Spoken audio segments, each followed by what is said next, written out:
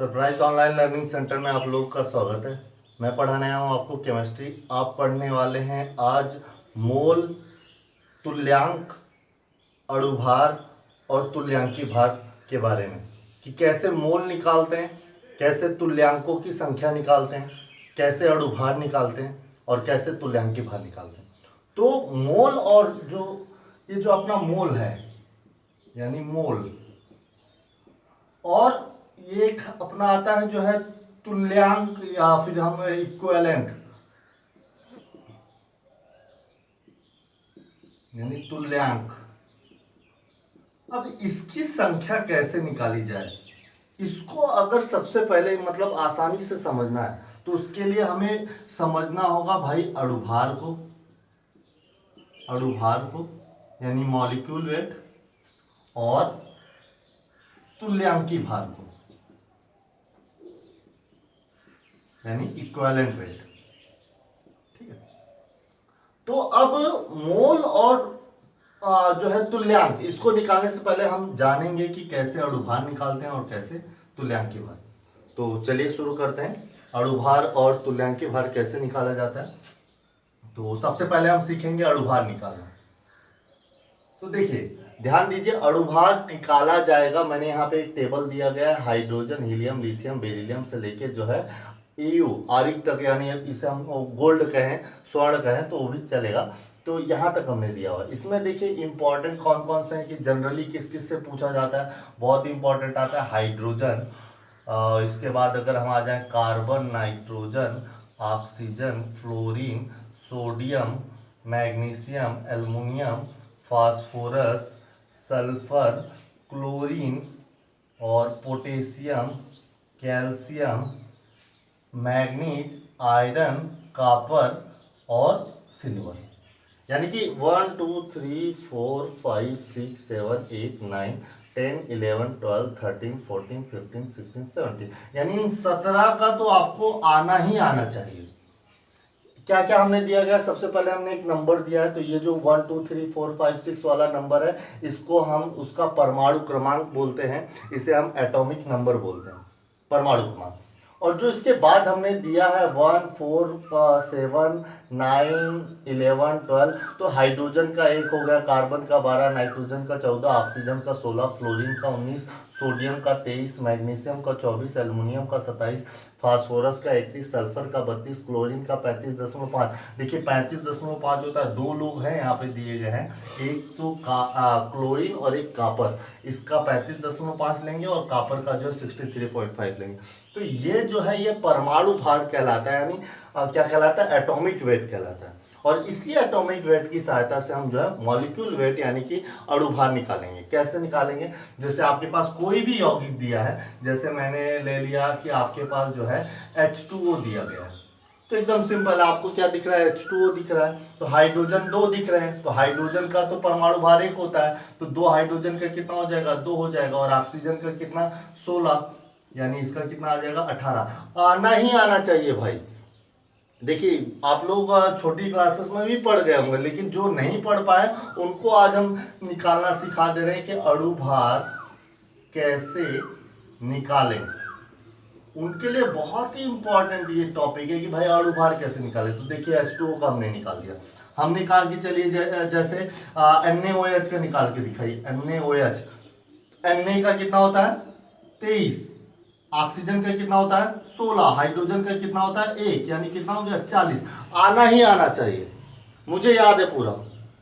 लेकिन अगर आपको याद नहीं है तो आपको याद करना पड़ेगा कि किसका कितना जो है परमाणु भार होता है, तभी आप निकाल पाएंगे। तो NaOH की बात हो गई, H2O की बात हो गई। जैसे मैं NaCl की बात लूँ तो Na का होता है 23 और Cl का होता है 35.5, यानी आपके दिमाग में यानी आपके मन में ऑलरेडी चल रहा होगा कि NaCl का 58.5 होता है, बचपन से ही आप जान रहे हैं।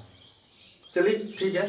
अब अगर हम इसके आगे बात करें, जैसे अगर मैं बात करूं कि भाई HNO3 का कितना होता है, तो H का होता है 1, नाइट्रोजन का हो जाएगा 14 और ऑक्सीजन के 3 है, 16 होता है लेकिन 3 है, 16 3 48। और इस तरीके से आपने निकाल दिया 63।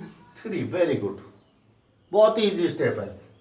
इसके अतिरिक्त आप निकालते हैं जैसे AgCl का, अब ये अब चूंकि आप लोग बड़े क्लास में आ गए हैं तो इसलिए AgCl क्या होता है ना कि कभी कभी ये जो नंबर है ना एटॉमिक वेट मैं फिर भी लेकिन आपको याद होना चाहिए। आपके बुक में आपके क्वेश्चन में जब एग्जाम में पूछा जाएगा तो वहां संकेत करके दिया रहता है कि इसका परमाणु भार इतना, इसका परमाणु भार इतना, लेकिन फिर भी आपको यहाँ तक तो यार कम से कम आना चाहिए। जैसे AgCl की अगर मैं बात करूँ तो Ag का होता है 108 और Cl का होता है 35.5, यानी टोटल हो गया 143.5, तो 143.5 AgCl का हो गया। बहुत ही ईजी है, बहुत ज़्यादा कठिन है नहीं, आसानी से आप कर ले जाएंगे, मुझे पूरा उम्मीद है।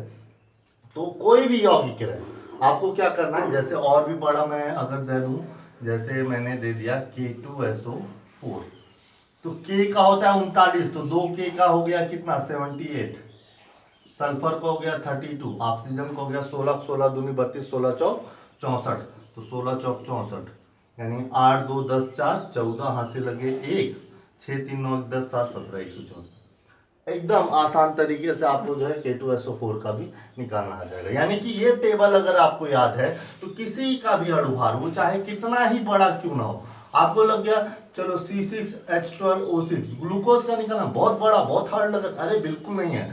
12 छंग 72, हाइड्रोजन का एक होता है तो 12 एक कम 12, और 16 16 16 25 80, 16 छक्का 96, 16 सत्ते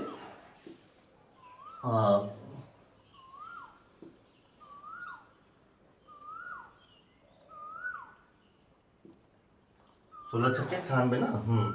तो यहां से हम निकालेंगे जो है आपका हो जाएगा 081 कितना इजी है, मतलब एकदम आसानी से 180 आ गया।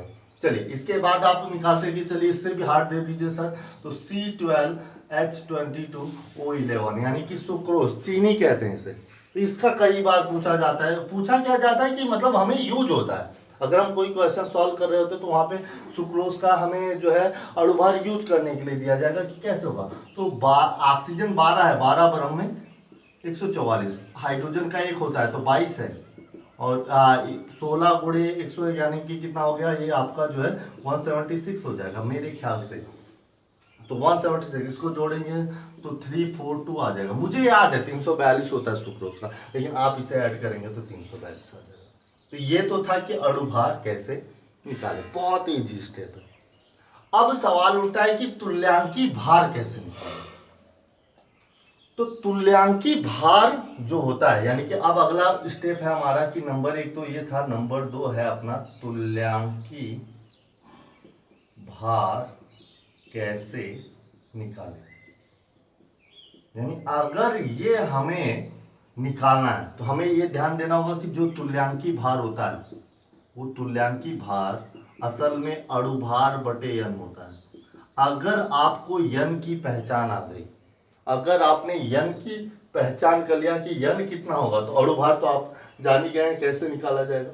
तो अणुभार बटा वो जो n का नंबर हो, n का नंबर 1 हो सकता है, 2 हो सकता है, 3 हो सकता है, 4 हो सकता है, 5 हो, मतलब कितना भी हो सकता है, वो हमें क्या करना है, भाग कर देना है, n को जो है भाग कर देना। ठीक है, चलिए कैसे निकालेंगे। जैसे मैंने एक इजी ले लिया, तो यहाँ पे मैंने बता के रखा हुआ है, यहाँ पे आप देख सकते हैं कि तुल्यांकी भार जो अणुभार बटा n होता है, तो ये n क्या क्या हो सकता है। यहाँ देखिए n हो सकता है अम्ल में H+ की संख्या, ये हो सकती है, क्षार में OH- की संख्या, ये हो सकती है, धनायन में प्लस की संख्या, ये हो सकती है, ऋणायन में माइनस की संख्या हो सकती है, त्यागे गए इलेक्ट्रॉन की संख्या हो सकती है, ग्रहण किए गए इलेक्ट्रॉन की संख्या हो सकती है, या फिर ऑक्सीकरण संख्या में परिवर्तन हो सकता है।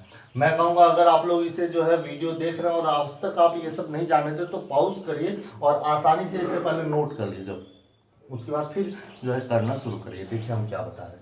तो ये n नंबर हमें कैसे मिलेगा, तो आपको क्या मिल सकता है, आपको मिलेगा या तो अम्ल, या तो क्षार, या तो लवण, या तो कोई गैस, या फिर कोई चेंजिंग करके बताएगा कि ए का चेंज हुआ बी में, तो बताइए कि ए की जो है तुल्यांकी भार कितनी होगी। इस तरीके कुछ भी पूछ सकता है आपसे। तो आपको क्या आना चाहिए कि भाई इसी की सहायता से n की वैल्यू हमें निकल आएगी, तो हम जो है तुल्यांकी भार निकालेंगे। जैसे सपोज मैं पहले अम्ल का जो है दे देता हूं, तो